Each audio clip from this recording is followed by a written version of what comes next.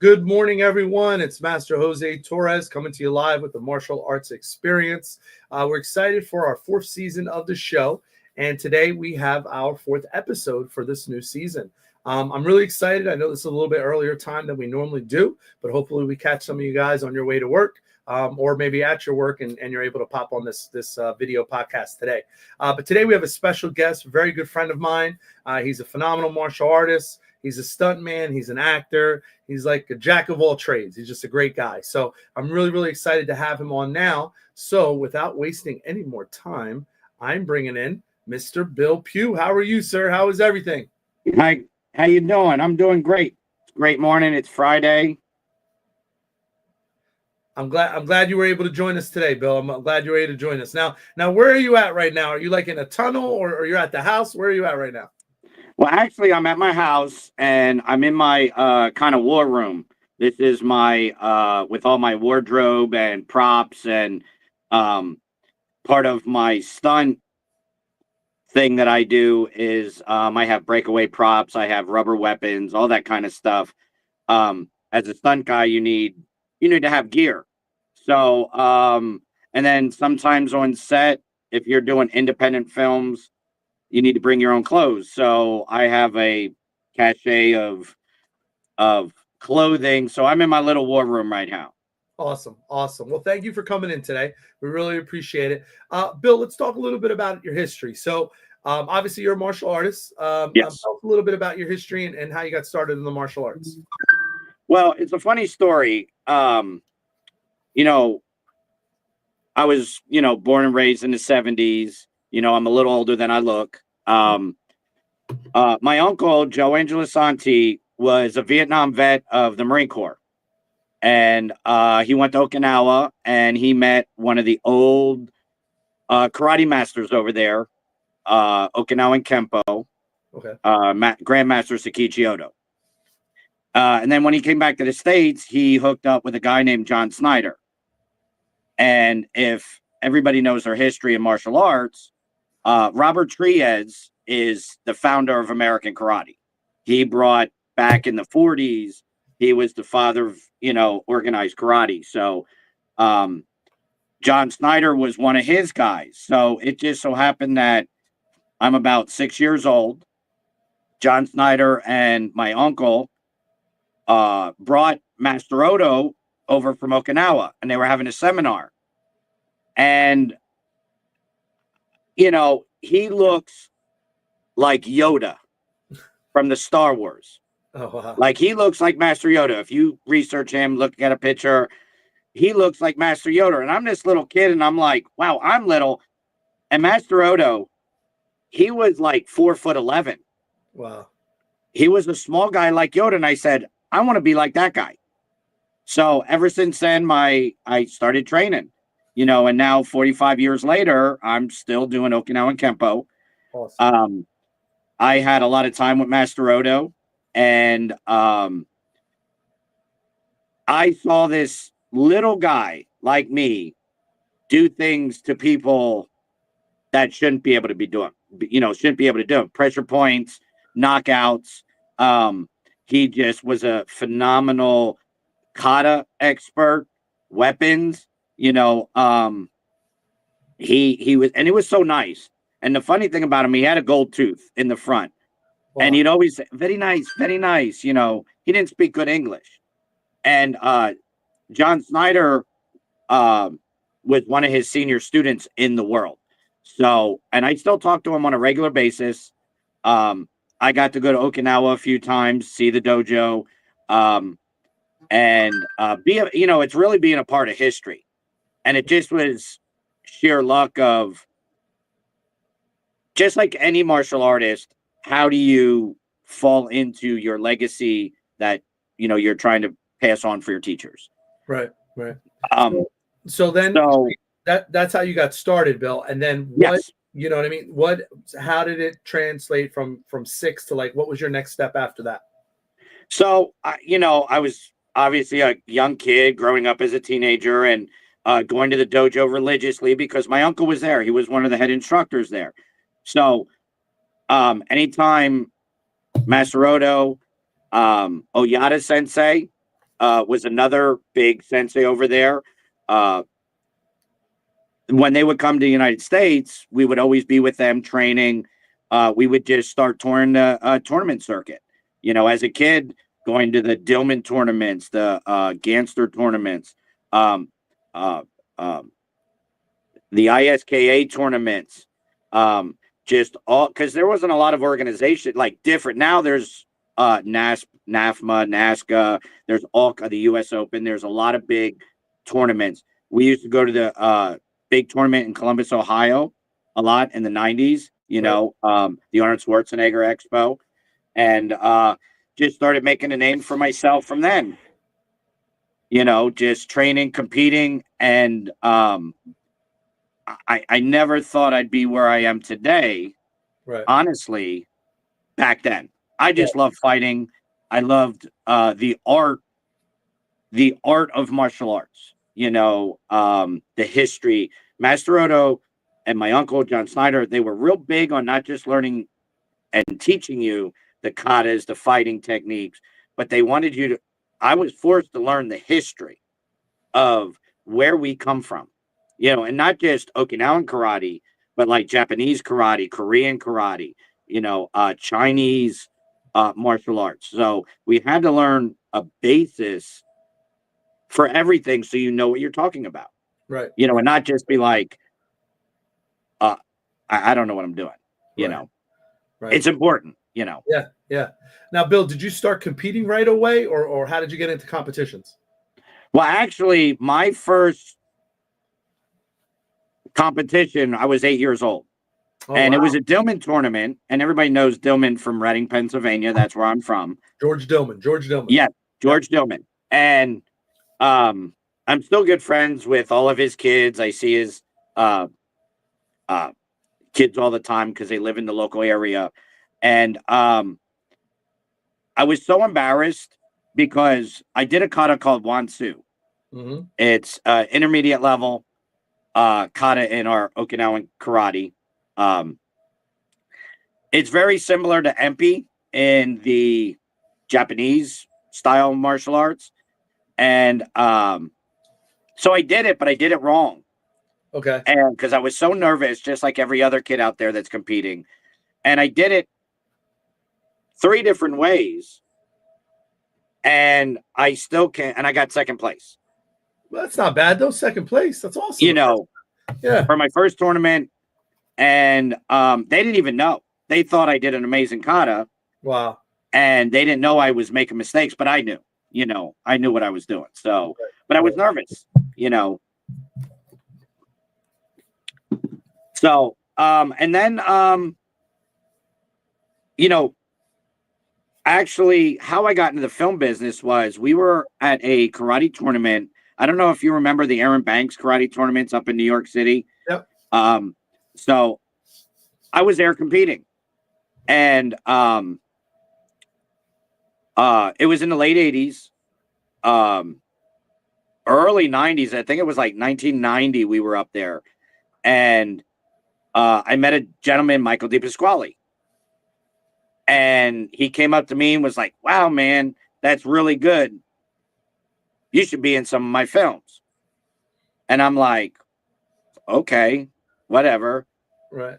And then he invited me to some training camps, and now Michael DePasquale has the IFOJJ, which is the jiu-jitsu off of his father, Senior Michael.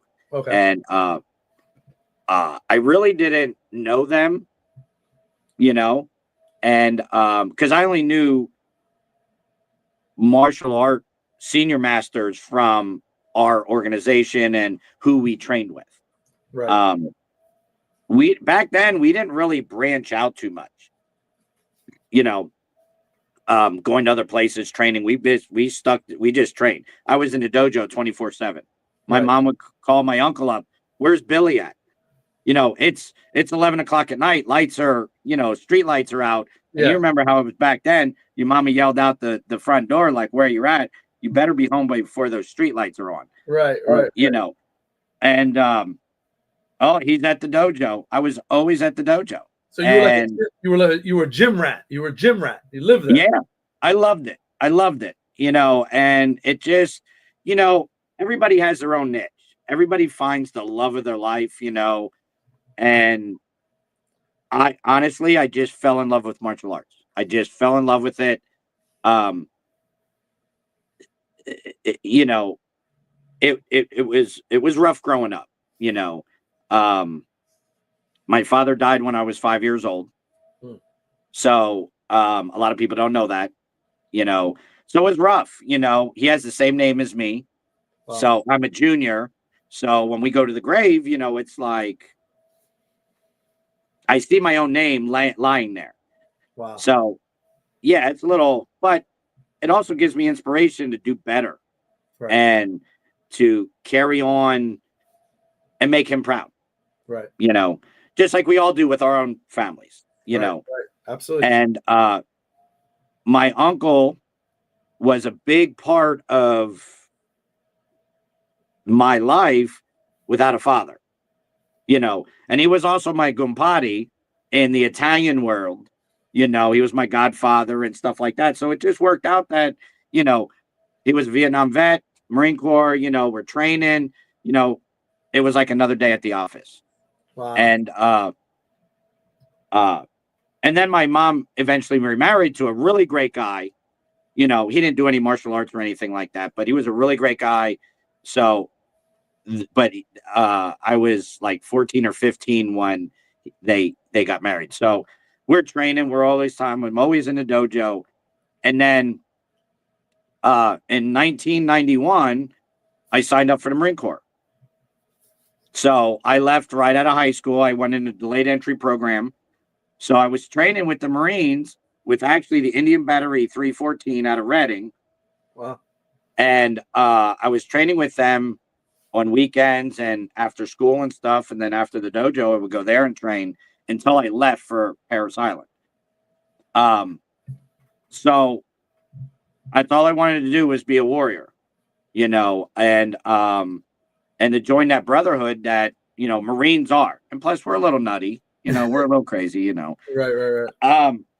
And then I went to Marine Corps, served, and I was actually injured. There was a bad accident, and I broke my ankle going to help a friend of mine that got his hand cut off by a mortar round. Oh, Like wow. the blades opened up, and it just it was a bad accident. So at that time in the military, so I was forced out because of my injury, and they were like, so I kept on training. I kept on going further with that, and I actually met back up with Michael, Wow. at some training seminars, and he's like, "Hey, we got this stunt camp up in Storm King Mountain up in New York, and we'd like you to train." And the rest is history. Started training with him, and let me just say, like, I've been so blessed with all of the stuff that I was able to go through and be a part of. I've been blessed. So I love sharing with others and helping people get into the movie business and helping them with martial arts as well. Yeah, Right. because I've been so blessed. And all my teachers, John Snyder, my uncle, they literally beat into us. You must be humble. Masaroto is one of those guys. You got to bow your head. You got to be humble about this. No matter how much you get or obtain, Right. you have to learn how to give back. Because if you're the biggest movie star or the most famous martial artist, it's no fun or good to be at the top alone. You really have to give back. And we live, and everybody knows, and I don't talk politics, but we live in a crazy world. Right. Right. Whatever you believe, whatever you believe in, we need more people to believe in others, regardless of what's going on around us, Right. and help each other move forward and trek on ahead. So I mean, I mean, I got lists. I got lists of people that I don't even remember half of them anymore, of all the guys that I've trained with. Um, another person of mine that is very dear and close to me, on the martial arts side. And his name is I keep saying Gunnery Sergeant Leon Wright, but he's Kaicho Leon Wright. He's the founder of his Soseki Ryu or martial art organization. He is one of the co-founders of the Marine Corps martial art program in the Marine Corps. Oh, wow. Yes. Now, his sensei was Fusei Kisei. So when I met him, because I didn't meet him in the Marine Corps when I was in, I actually met him on the outside of my term. And he was co-founder of the Marine McMaps. That's what it's called. Everybody knows the McMaps, the martial art program. His teacher was Fusei Kisei, and Fusei Kisei and Sensei Odo were good friends. They all knew each other over in Okinawa. Okay. And so I still train with him on a regular basis, and all us guys to keep all of our tactical training, not just hand-to-hand combat, but weapons up, leveling up every time we train. Right. So on that note, Michael DePasquale started being like, hey, come to this seminar. Moses Powell is going to be here. I want to introduce him to you. Right. Howard Jackson is another phenomenal martial artist, stunt guy. Before he passed away, God rest his soul. Hey, can you come, and work with him? Ronald Duncan, everybody knows Ronald Duncan. I'm senior. Right. And he introduced him to him, and he started training with him. And then his son, both of his sons, I know, and would work with him at the camps and stuff. So, and then I met you on a plane going to Greece. So that was going to be my next thing. So first, Bill, I want to say thank you for your service to our country. First, I want to say that thank you so much. And I did want to talk and talk about that was you did compete. You competed at a high level, and then in 2004 you were on the national martial arts team that was run at that time by Jim Thomas. Yes. Right. And we have a little bit of history because I was on that team with you as well. Yes, as well. Yeah. And that's how I met you. Yeah. And, that was a great experience and opportunity. And to be a part of, I don't want to take away from anybody of what they're doing, competing and stuff like that. Of course. Yeah. But it is kind of awesome. And you travel a lot too. When you get to work with and compete on certain levels that you would never think that you would compete. Like, I never thought I'd be in Greece competing on an international level. Right. Like, I never thought about that. Right. Yeah. And it was just a great experience. They took us on a tour. The hotels were nice. The food was great. It was a good experience, And then, of course, I love doing what I do because I get to connect with people like you and really become friends and make things happen. Right.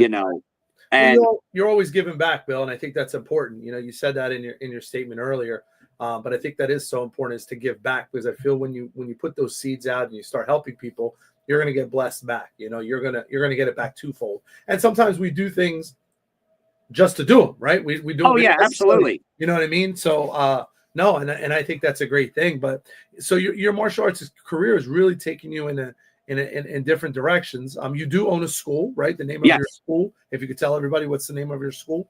My school's name is Open Call Martial Arts, and we're located in Reading, Pennsylvania. And that's the school. How long have you been operating Open Call Martial Arts? Well, I've been at my current location for 12 years. Wow. Yeah. And then before that, me and my uncle had a karate school, TriStar Karate, it was in Reading, Pennsylvania as well. And we were there about 20 years. Wow. Wow. And of course, he retired. So then what does every student do when their teacher retires is they move on, Right. and they open up their own school. Right. So, I mean, because let's face it, we can only do this for so long. That's right. That's right. you know, Yep. I stopped competing, when I started teaching a lot. I just love teaching and helping, like what you said about giving back. And not always do we, and from being a martial art instructor, we don't always get a thank you. We don't always get a pat on the back. We don't always get, hey, a good job. But that one little girl or that one little kid, boy, comes up to you, gives you a great big hug and says, thank you, sensei. It makes it all worth it, Absolutely. Yeah. or your own kids. I got 3 daughters, and just when they give me a hug, thank you, daddy. It's awesome. It makes it all worth it. Yeah. Now, do your daughters do martial arts as well, or no? They did. Okay. They have other interests right now, and but they help me out at the dojo. They collect money. They sign people in and stuff like that. So again, they're learning a little work ethic as well. Right. And then I give them a little money, or how it is as being a dad. Yeah. Daddy, can I buy this? And it's like, oh wait, you earned it. Okay, you can buy it. Right. Wow. Now, Bill, let's talk about. So you touch base on how you got involved with the Film Academy. Yes. Let's talk about some of the movies, because you've worked on a lot of projects. Yes. Let's talk about what was the first movie project that you worked on. It could be small, independent, it could be big, but what was your first experience on the movie set? Well, actually, it was, where is it? So, actually, my first thing that I've ever done on camera was not a movie. It was actually a commercial for Super Space Storage Unit. Okay. It was in New York City. So, Michael DePasquale actually hooked it up. He said, hey, there's a casting director in New York City that would love to work with you. Okay. And just submit your stuff. And I was like, what do you mean submit my stuff? I didn't even have headshots. I didn't have all the things that are important. I'm like, he goes, well, just give him a call. And if you knew Michael DePasquale, which you did. Yep. He was like a dad. You know what I mean? He's like, don't worry about it. Just call this guy or go there. Or, don't worry about it. Right. He was such a nice guy. So I did. I called him up and they were like, okay, report to Times Square at 8 a.m. We'll have wardrobe there and this and that. So, and you know me, there's like many levels to me. I play that, I'm that strong, we got to be the dojo head. Right. But then there's a goofy side to me. Right. I'm a goofball. Right. I can't help it. I love Scooby-Doo. I love, I got kids, we want to be an adult, but we want to have fun in what we're doing. Right. So I was like, are you kidding me? And I think I even still have the outfit somewhere. So they gave us Superman costumes, with the added ribs and everything, the cape. I had big muscles and stuff. And they said, we're going to film you running around Times Square promoting this super storage unit. Okay. Yeah. So I remember running around like, what the heck am I doing? They were just like, we're talking to people and we're running and we're, and then the funniest thing, they had me jump up onto a NYPD blue cruiser and do like one of these Superman poses. And I'm just like, yeah, I'm not getting arrested today, but no, they had it set up and they were like, so just like anything else, I didn't know what I was doing. I didn't know. So that was my actual first stuff. And then I got into some modeling. I did some modeling. Paul Mitchell, was a big, Don Rodriguez. They have Team Paul Mitchell karate. Well, Team Paul Mitchell is the hair products and stuff. So I did a bunch of hair shows, Oh, wow. modeling. Mm. And another thing that a lot of people don't know about me is, again, I'm a goofball. I love Jerry Lewis. Mm. That slapstick comedy. Right. So Him and Dean Martin. yes, the Rat Pack. I Right. mean, that's like classic films. Right. So I got hired. There's a movie that is one of my favorite movies of all time called The Stooge with Jerry Lewis. Okay. I don't know if you ever seen it or heard of it, but Jerry Lewis, Dean Martin's a stand-up comedy guy. He's doing his shows back then, in the 40s. Right. They did shows singing and dancing. And here is Jerry Lewis being a stooge, like he's heckling them and falling on stage and this and that, Right. being a goofball. And then it turns out to be a big, huge, multi-million-dollar, like they team up and it's a thing. It's a little Right. skit that they do. Yeah. So it was Farouk Hair Systems. It's like Paul Mitchell, but it's Farouk. So they hired me while all these models come on the stage. They're walking and they're doing their thing, and we did a skit where, and I'm not that tall. I'm Right. about 5'6". Right. I'm no model, runway model, but I dress up nice, Right. And so they gave me these glasses with the little geek tape into it, and I had a pair of pants and shirt, and I'm walking out on stage, and I'm so out of place. Okay. But it was a skit. I got paid to be like improv. Okay. They said, do whatever you want. So Wow. I'm out there looking, and they're like, what the? So they're all getting real crowd responses to me, because no one knew what I was doing or Right. what was set up. So Right. I'm falling and stuff, and then a bunch of the models would crowd around me and like look to see if they're beating me up or something. The crowd's like, what the hell's going on? And blah, blah, blah, and blah, blah, blah, this and that. And then they would back off. And then I'm this totally different person with my shirt off, and I'm walking the runway then as a model, like Wow. a transformation. Right. And then right, they would right. have my product. They had the product on me and stuff like that. And they were like, whoa, this was great. So we did that several times because it was a hit, Wow.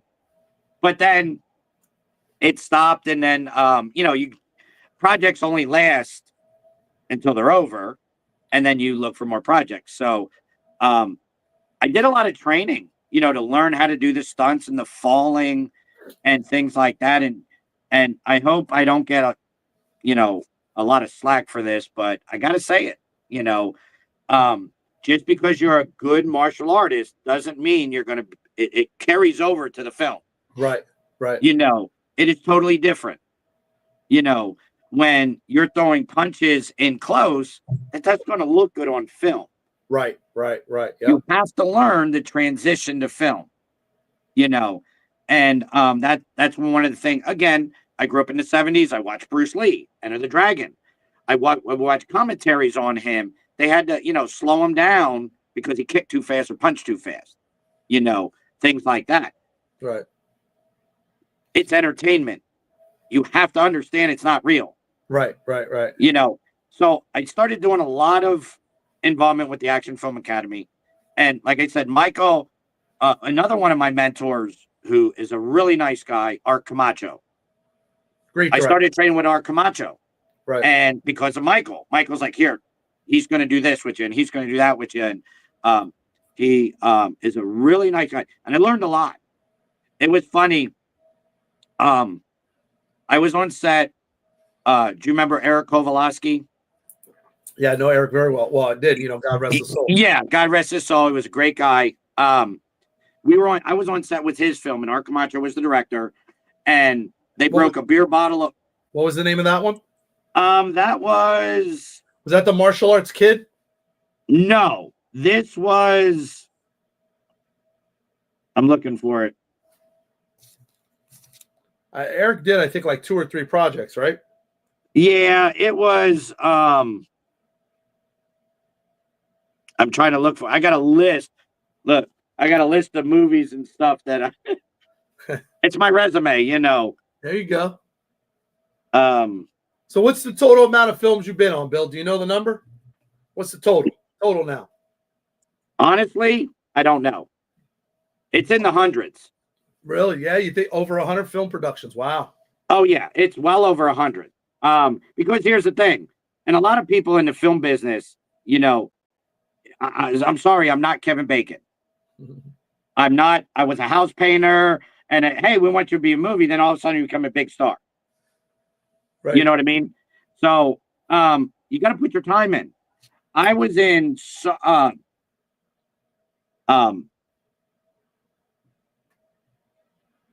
It was the Showdown. It was called the Showdown. Okay. Did that get I don't think distributed, released, or no? it wasn't released because of Eric's health issues and then his passing.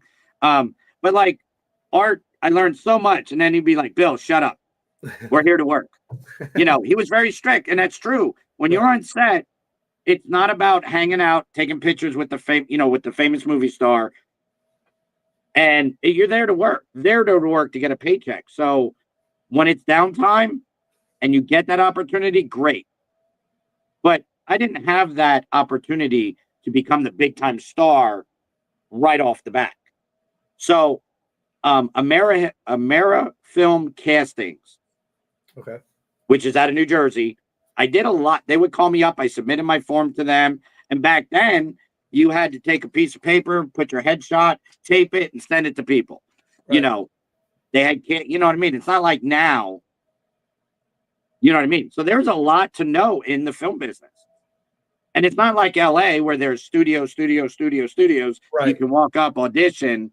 Right. And that's it. So they got me on like Law and Order, NYPD Blue. I was a featured extra in Sex and the City. I had a couple lines with Sarah Jessica Parker. Nice. And stuff like that. So I started on as background. There were hundreds of films. They would call me, oh, boom, let's do this. Oh, you're coming out to do that. I was actually in one of Don the Dragon Wilson's films. Oh, wow. Sci-Fighter, I was out there for. And I was competing in the Ozawa Cup out there. Oh, wow. And in Las Vegas. And while we're there, Cynthia was there, Bob Wall, all this kind of stuff. All my buddy. That's how I got to meet Arnold Chon, Joe Perez, Robert Parman, Gary Turner. You know, a lot of guys out there I met. Right. And connected with them. So I didn't know anything about cameras. I didn't know anything about filmmaking other than what I learned at the Action Film Academy. You know, that really prepped you then for what you were doing. You give a lot of credit. Okay. Yeah. Oh yeah. And what we did was every time I could be on set, you know, it was like $50 a day. Come on set, do this, walk here, do this. But see, I'm the type of person that I was like, okay, I'm not just an extra. I'm sitting back and waiting for my call time. I was out there watching the camera, watching the director, asking questions like, what are you doing here? Why are you doing this? Right. You know, because I was interested, you know. And so I did a ton of extra work. Now, a lot of people, extra work is not valuable.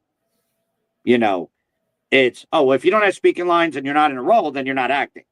Right. But that's not true. That's not true. Background talent opens up doors and gives you exposure to certain things. Exactly. Right. So many great movie stars started off back in the 70s in like American Graffiti. You know, look, if you watch American Graffiti, I love that movie. Harrison Ford was on there. Right. You know, all right. He was on there too. Look at all the big time stars that had background roles in some of those films or one-liners. Right. You've got to start somewhere, just like martial arts. I'm sorry, you don't become a black belt in a year. Right. You know, you can't. Right. Or in 3 months. Right. it takes time. You have to build your basis and then go from there. So I did a ton of extra work. Now, but here's the thing. Years ago, I would do extra work. Then they're like, oh, can you do a line? You get that bump in pay. Right. You get that SAG waiver. Yeah. That's what you want. Right. You know, you're building your resume. You know, if you go to a blank piece of paper, sorry, I have no experience. They're not going to hire you. Right. You know, any experience is experience. So then I'm working with like Mike Lemon casting, Amerifilms casting, Hedges Hoffman casting. We did Diane Heary and Jason Loftus out of Philadelphia. Yeah. Yep. I've gotten so much work off of them over the years. And I get bump ups. I work one day on set, then I'm working, 3 weeks on a set, and, I got to work on Glass with Bruce Willis and, Samuel Jackson. I got to work on 21 Bridges. I played a detective on 21 Bridges with Chadwick Boseman. I played a father of a sick kid in The Benefactor with Richard Gere.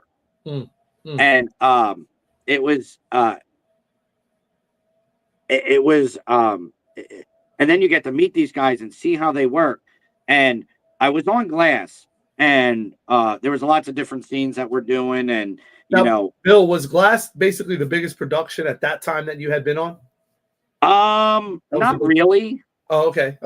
I think Sex and the City, but that's a TV show. Right. So film wise, film, feature film, was that the biggest project you were on? That film? No.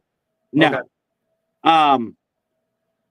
I think the biggest film that I was ever on at that time was Foxcatchers. Oh, okay. It was with Channing Tatum. Yep, the wrestling movie, right? Yes. He came out and, really working with those guys, and it was a really great experience. We filmed that out in Pittsburgh. Nice. And so I'm on Glass, and I'm watching James McAvoy. He did Split. And I'm watching him like, man, this guy's doing 10 different, he was a, schizophrenic. Right. So he had 10 different ways of doing this persona. Right. And I was watching him, and he was like, boom. So then I was supposed to have a fight scene with Billy Blanks in a film. Oh, wow. Director Gillian Bullock. And I was like, okay, cool. How much does it pay? No problem. I'll get beat up by Billy Blanks. I've met him several times before anyway. Right. He used to come to Reading and train with the Washington brothers, Earl and Noel. Yeah. And so I'm getting ready, prep for my scene. I'm working out really hard, cutting some weight, Right. And the director calls me up and goes, Bill, we have a problem. Due to a conflict, Billy Blanks can't do the film. Oh, wow. Also, the lead male role is a psycho killer. He got injured. He can't do the film. Wow. Would you like to be the male lead? That's awesome. So I was like, let me think about that. Sure. So, but what was funny, I was like, okay, how am I going to prepare for a psycho killer thriller, different personality? And I was like, wait. I was just on set with James McAvoy. Right.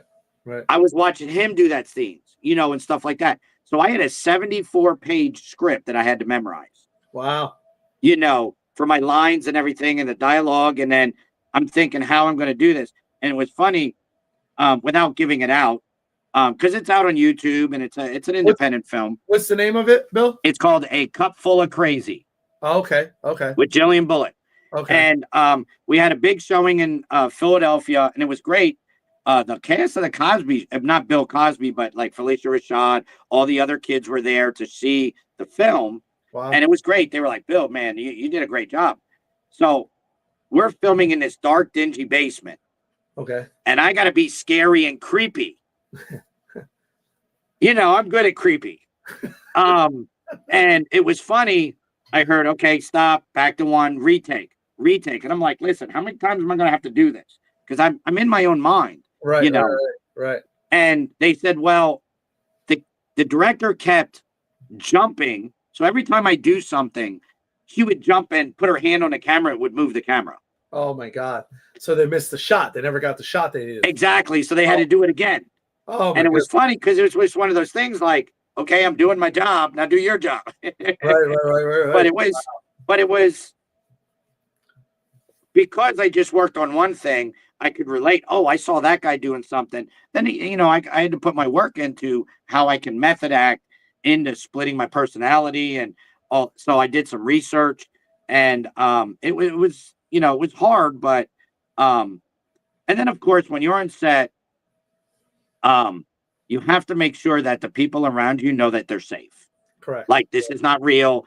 Right. I worked on another film called Shaw with J.J. Walker. Okay. I don't know if you know J.J. Good Times. Yeah. And I had the lead role in that. Wow. But I had to give it up. Okay. I had to give it up I was going to do the first in command. I was the bad guy. Okay. But it was kind of like an American X type thing where I had to be very vulgar and say things that are not very cultural that you just don't do anymore. Of course. And with Andrew Norton, when he did American X, he was typecasted now as that KKK member. He didn't get a lot of roles after that until much later, until he got out of that persona. Right. So I just didn't feel comfortable with saying certain things. And I know it's acting, it's the art. But I did. So I turned that role down and I was like, well, is there anything else that I can come close? Right. That I don't have to say certain words. Right. Because I just didn't feel comfortable with doing that. I didn't want my children to see me saying and being a person of violence. Right. Or that kind of violence. Right. So I did play a great role as the lead henchman's number one guy.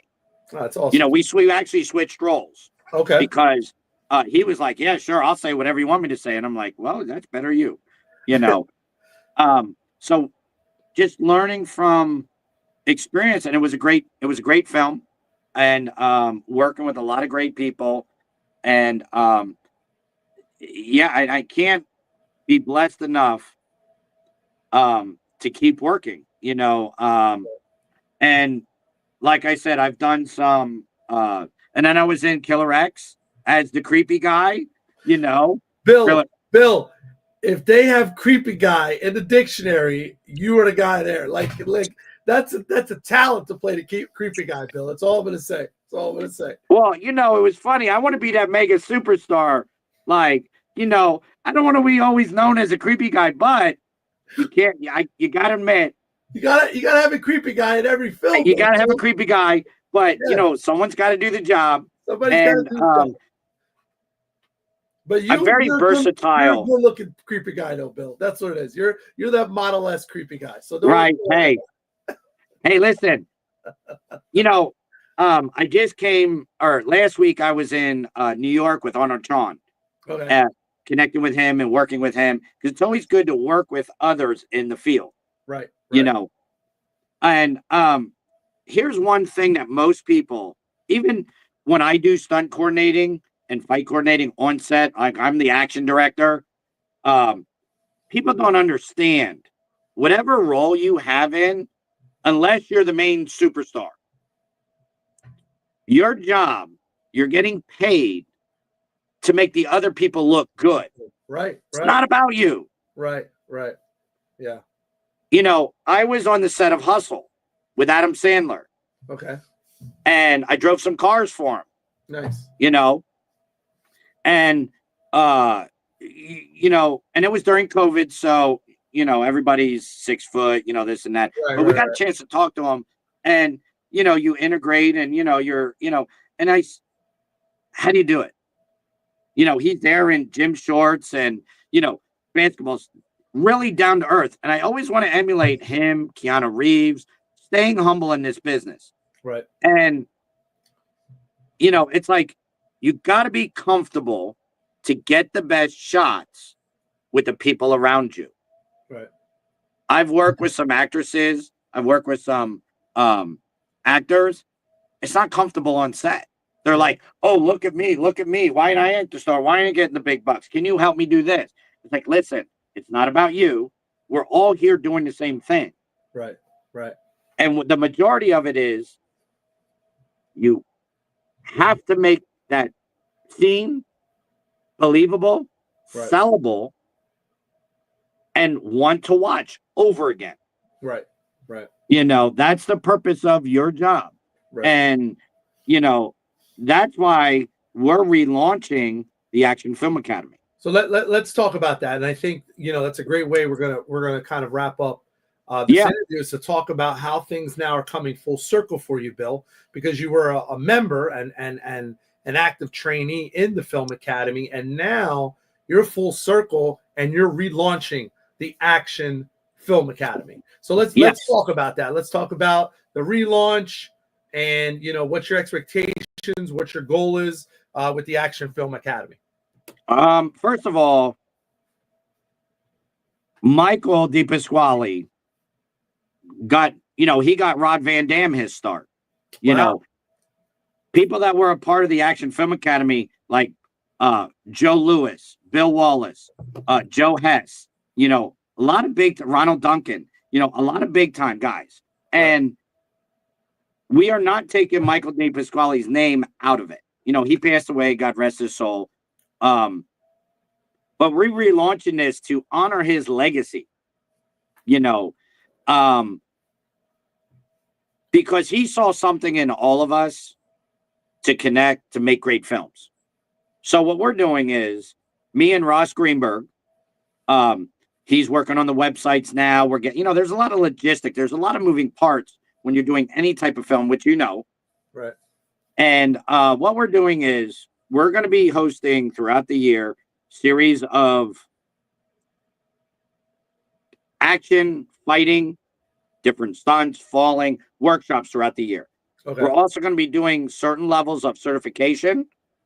Excuse me. So that way directors know, okay, you had some formal training. I don't need to tell you to look at this camera, do that way, or do this thing. So we're going to be training people to not only, you know, how to throw the punches and kicks, but where the camera angles need to be so that when you're on set, you are directable.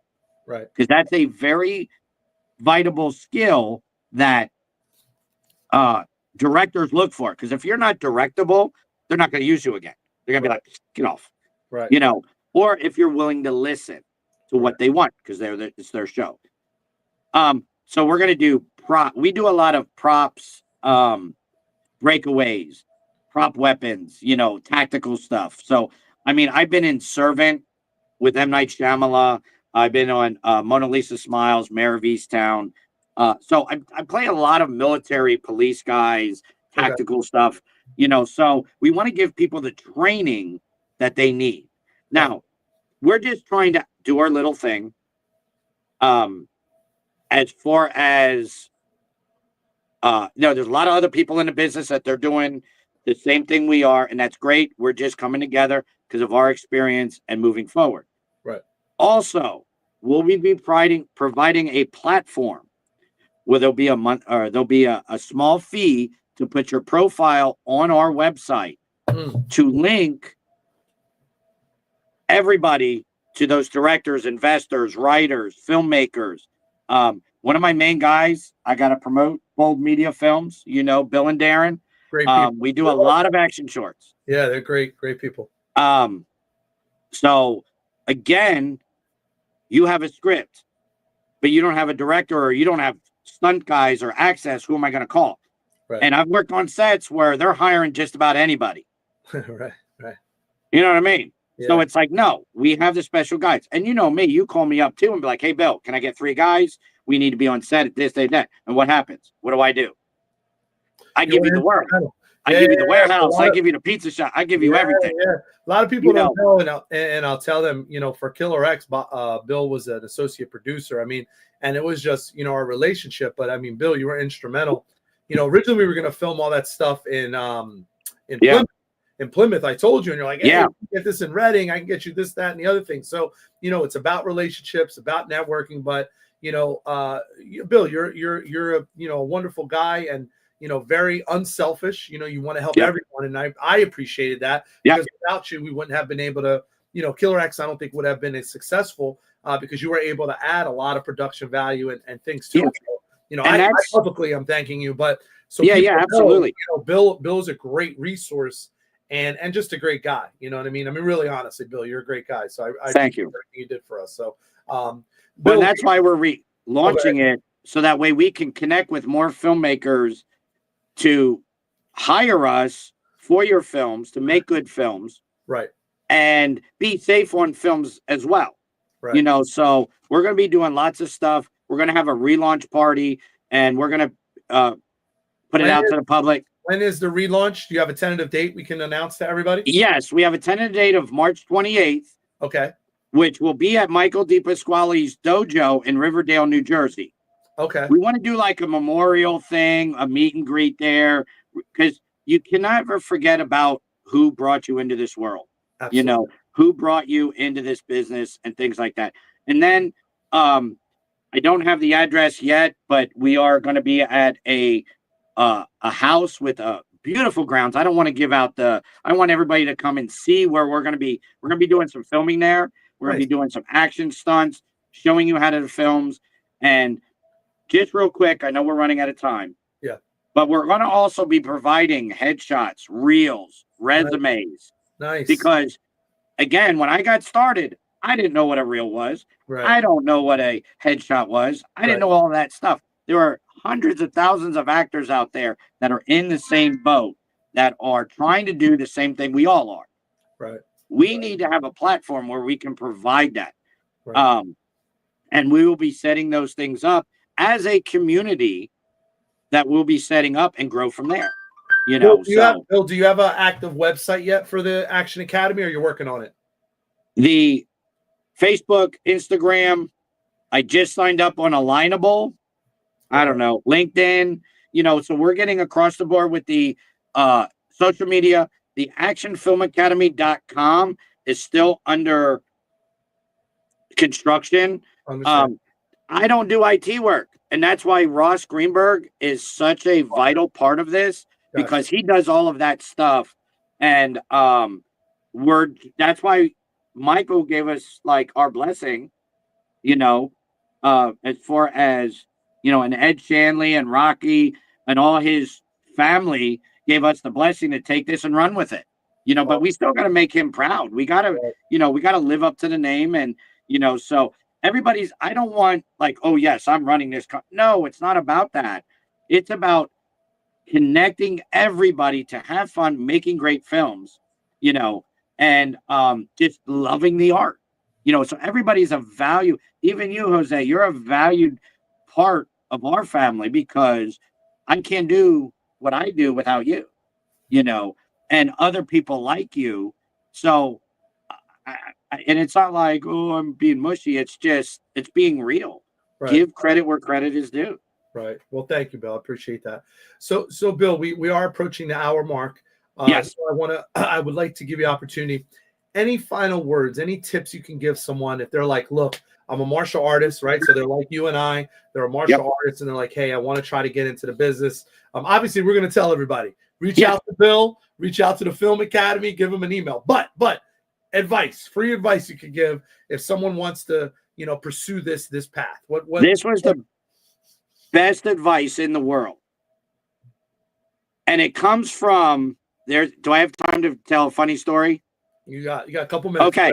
I got a few minutes. Okay, great.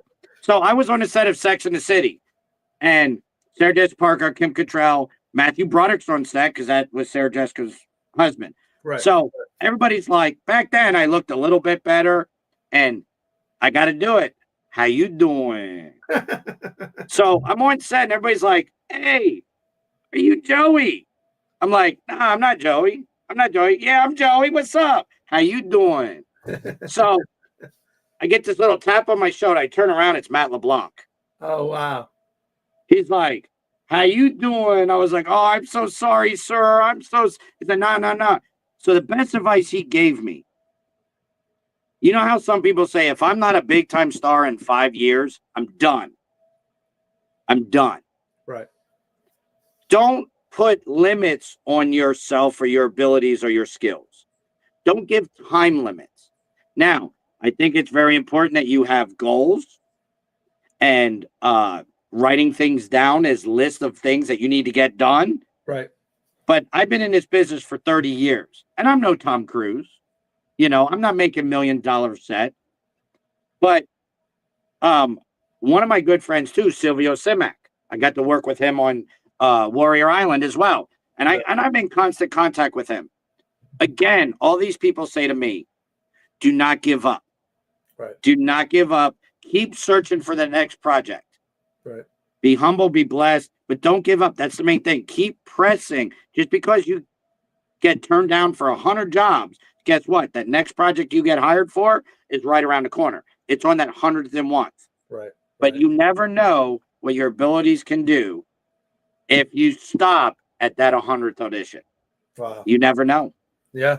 Well, so that's my free advice to everybody. Don't give up. Reach out to me. I will love to help you as much as I can. Awesome. For all the viewers today, thank you so much for tuning in. Obviously, Bill, they're going to see it on YouTube because it uploads to YouTube. But guys, I forgot one thing. I'm sorry. Lawrence Walters is another great part of our Action Film Academy. He's one of my stunt guys. I've been training, put him under my wing and stuff. I love him. He's a great guy. I'm sorry. There's so many different names. Right. I could be here for the next 3 hours, paying homage to that, Alan Goldberg, everybody in the business. I love you all. And I can't wait to see you at the movies and work with you guys. You guys heard it right here from Bill. Keep pressing, never give up. Bill, I want to thank you from the bottom of my heart for joining us today. Thank you for telling your story. Thank you for all your help. Obviously, as I tell everybody, Bill was a huge help with Killer X, helped us, able to finish the film and bring some amazing, amazing production value to it. And he was the best creepy guy that's out there. So, but Bill, thank you so much for joining us today. I wish you the best. I know we got a couple things, possibly coming down the pike that we're going to be working on. And plus, I'll see you in Atlantic City, right? And yes, next week. Next week, Atlantic City. So, everybody, the Action Film Academy is going to be relaunched. So make sure stay tuned to your social media handles for that. Bill, thank you again for joining me. To all of our viewers, I want everybody to have a blessed day and enjoy yourself. And we'll see you next time. Monday, we have a new show coming out. Take care. Have a good one. Awesome, guys. See you later.